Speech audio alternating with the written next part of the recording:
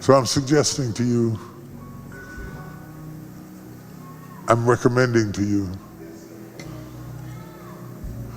that you receive Pastor Torrey and Pastor Sarah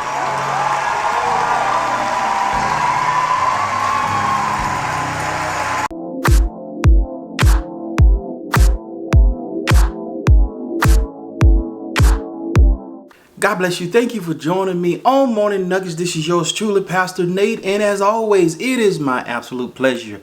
Every time I come and speak with you, I pray this video finds you exceptionally well. Y'all, I want to thank each and every one of y'all for helping the Smart Show get to 14K.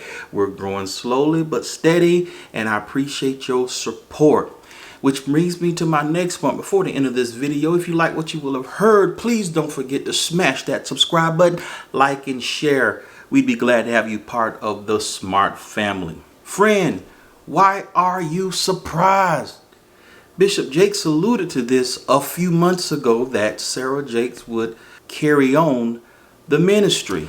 Pastor T.D. Jakes announced this past Sunday he is going to relinquish and release the ministry to his daughter Sarah Jakes and her husband Torrey, I believe that's his name.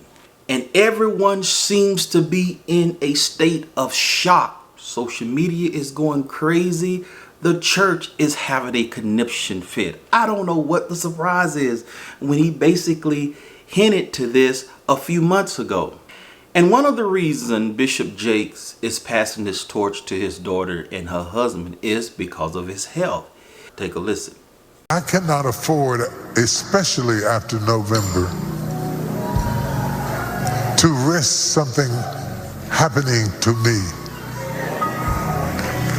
and you be sheep without a shepherd.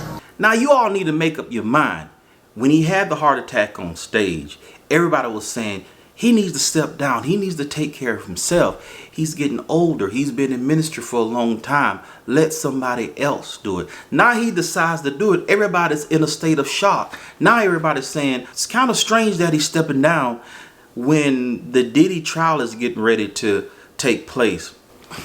And another reason Jake says he's stepping down because he's taking on other ministry opportunities or a ministry opportunity that would continue to build the Potter House or build his brand.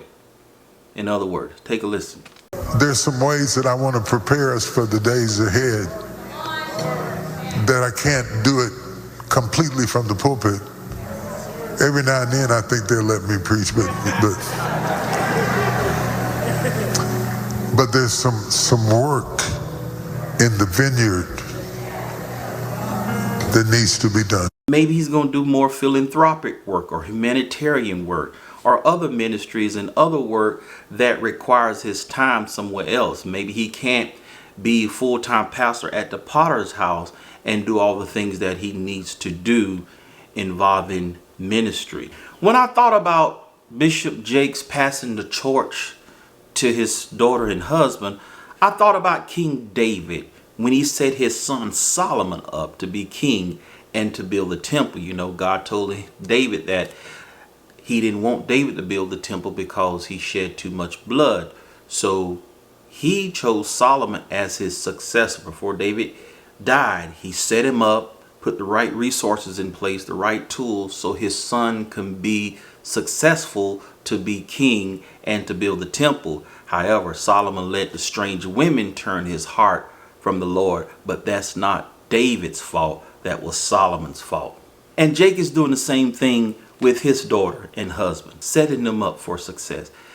Hopefully the right team is in place and all the right resources and everything that they need to further the ministry. The only difference is Solomon's successor was his son and Jake's successor is his daughter. Now, being that his daughter is married, I pray that the daughter allows the husband to take the lead. Maybe both of them were pastor and Sarah will be the co-pastor and her husband will be the lead pastor. I don't know. I don't have a problem with women pastoring and being a leader as long as God called them, but I do know that the man is the head. Because many of you have issues with women being the pastor. And let me know if you feel like this is the right move. Let me know if you feel like it's time for Jakes to kind of step down and pass the torch. Do you feel like these were the right successors? I mean, Bishop Jakes been in this for almost 50 years. Maybe need some fresh blood to further the ministry. And you know, with this younger generation, sometimes the old generation is not a good match. However, the principle of the Word of God is still the same. It just may have to be packaged and presented in a way where the young generation can make a connection. Thank you for joining me. In the meantime, in between time, be at peace and not in pieces. Till next time, my friend.